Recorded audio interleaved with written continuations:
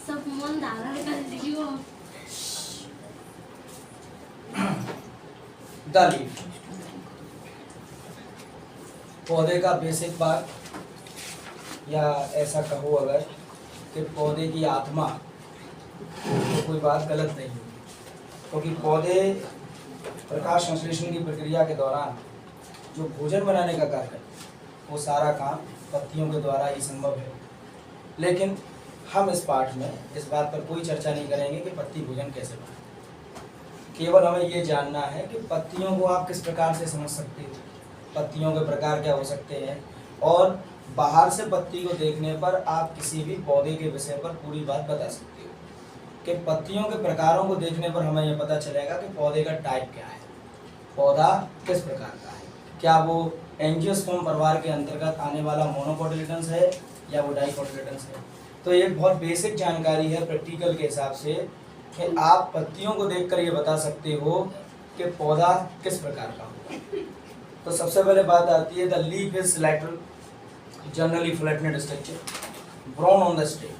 कि पत्ती समानतः flat structure है, एक ब्राउन स्ट्रक्चर है, पतली है, समानतः हमेशा एक तने वाले भाग पर लगती हुई दिखाई देगी। It develop at the node and bear it bud in its axil. यह हमेशा एक तने पर नोड पर उगती हुई दिखाई देगी। The axillary bud later develop into a branch. और जो कल एक चित्र हमने ध्यान से देखा था,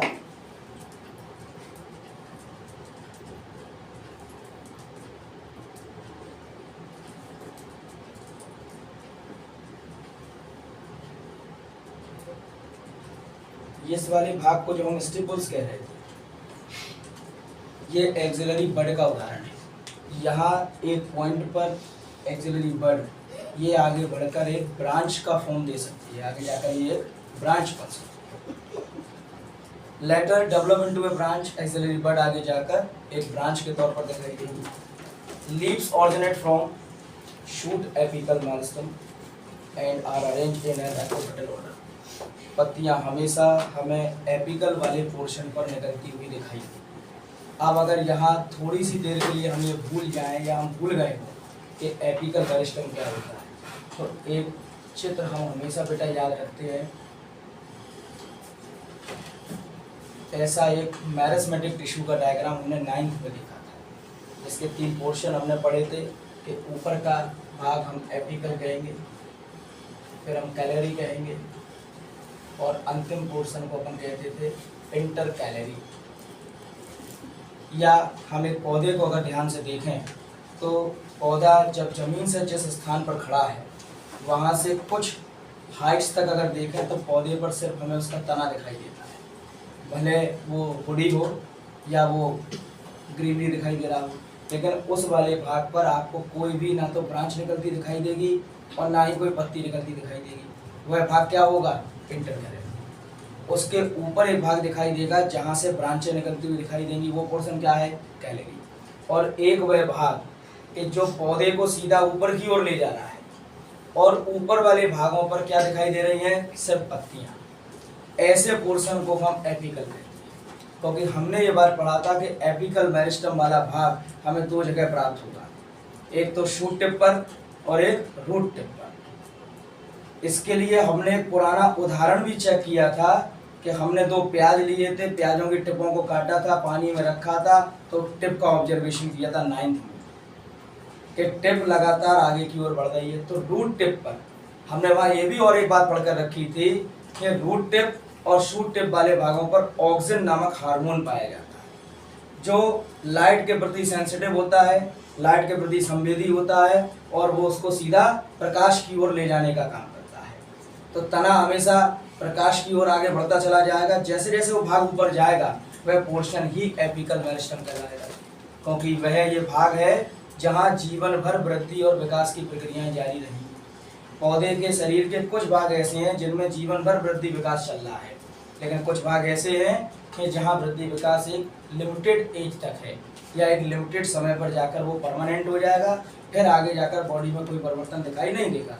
लेकिन कुछ भाग ऐसे हैं कि जब तक पौधा है तब तक वो जीवन भर वृद्धि विकास करेगा, जैसे आप नई टहनियाँ निकलते हुए जीवन भर देखते हो, नई ब्रांच निकलते हुए देखते हो, पत्तियाँ नई निकलती हैं, फूल नए निकलते हैं और फल नए बन जाते हैं। तो ये वह भाग है जो पौधे के शरीर में जीवन भर वृद्धि और विकास का काम करेंगे। ये पोर्शन कौन से कहलाएंगे? एपिकल। ये एपिकल भाग है। And are arrange in equatorial order. तो they are most important vegetative organ for photosynthesis. ये पौधों के शरीर में पाए जाने वाला सबसे महत्वपूर्ण ऑर्गन है, क्योंकि ये भोजन बनाने का कार्य कर रहा है। ए typical leaf consist of the 3 main parts. अगर हम एक साधारण पत्ती को उदाहरण देखें तो उस पत्ती में लगभग 3 भाग। पहला भाग जिसे आप लीफ बेस कहोगे, दूसरा भाग जिसे आप पेटियोल कहोगे, और तीसरा भाग जिसे आप लेमिना कहोगे। अगर आप एक किसी पत्ती का चित्र बनाएं तो उस पत्ती में आपको 3 भाग दिखाई दे रहे हैं बेटा। अब वो 3 भाग कौन कौन से हैं जिन्हें अभी अपन यहाँ देखेंगे कि सबसे पहले लीफ बेस होगा, उसके बाद आप पेटियोल देख रहे हैं और आप देख रहे हैं लेमिना। तो the leaf is attached to the stem by the leaf base, यानी पत्ती तने के साथ जिस भाग से जुड़ती है उस भाग को आप लीफ बेस कह सकते हैं।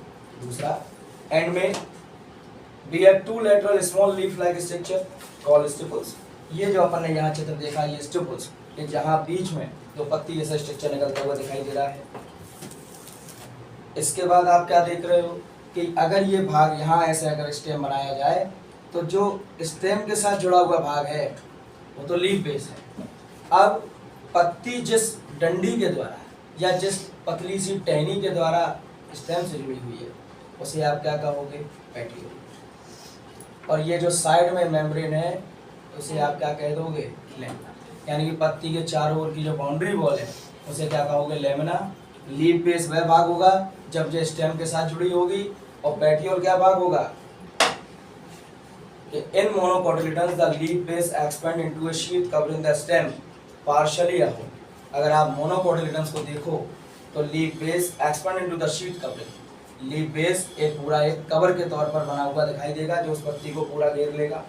इन सम लेग्यूमिनस प्लांट, अगर हम कुछ दाल कुल के पौधों को देखें, लेग्यूमिनेसी फैमिली यानी कि दाल कुल, अगर हम कोई एक दाल कुल के पौधों को अगर देखें तो हम क्या देख रहे हैं कि द लीफ बेस में बिकम सॉलिड। लीफ बेस कैसा हो गया? सॉलिड। यानी लीफ बेस कहाँ देखा था अपन ने? नीचे का था।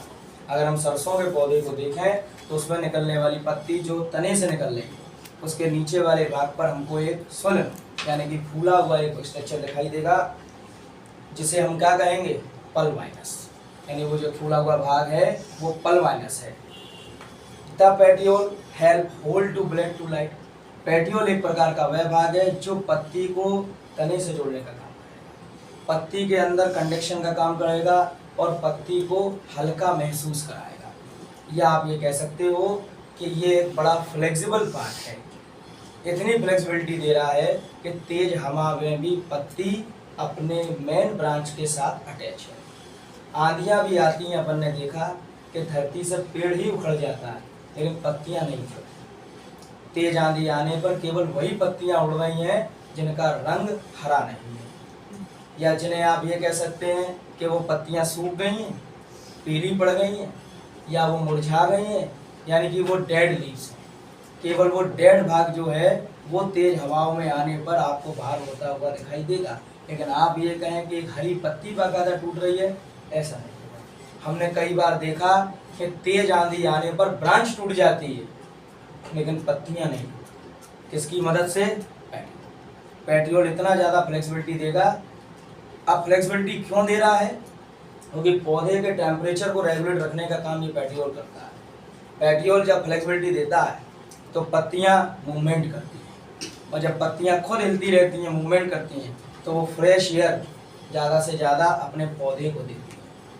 क्योंकि पौधे का टेम्परेचर भी तो रेगुलेट होना बड़ा ज़रूरी है, तो वो पौधे को फ्रेश रखने के लिए अपने आप का मूवमेंट जारी रखती है। The long thin flexible petiole allow the leaf blade to flutter and wind. और यही जब वो फ्रेश एयर बनाने का काम करती हैं तो अपन क्या कह देते हैं कि हवा चल रही है, और आपके लिए वो विंड है, यानी आपको वो हवा लग रही है। लेकिन पत्तियाँ बॉडी टेम्परेचर रेगुलेट करने के लिए अपने आप को हिलाएंगी और बदले में अपन को क्या एहसास होगा कि हवा चल रही है।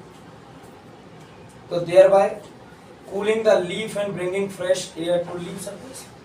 इसलिए हम देखते हैं कि लीफ सरफेस के पास हमेशा हमको ठंडी और कूल हवा नजर आती है, क्योंकि वो अपने आप फ्रेश एयर को बनाने का काम करती रहती है और हमको भी फ्रेश एयर ही मिलती रहती है। अगर हम पौधों के नीचे, पेड़ों के नीचे इसलिए जाकर बैठ जाते हैं कि वहाँ से हमको फ्रेश एयर प्राप्त हो जाए। अब बात आती है द लेमिना। लेमिना जिसे आपने कहा कि पत्ती के आउटर लाइन जो हमको दिखाई देती है वो लेमिना है। तो the lamina of the leaf blade, कुछ लोग इसको लीफ ब्लेड भी कहते हैं और कुछ लोग इसको लेमिना भी कहते हैं। Is the green expanded part, ये पूरा का पूरा हरा भाग होगा of the leaf with veins and veinlets, जिसके साथ वेन्स और वेनलेट्स भी पाए जाते। अब वेन क्या है?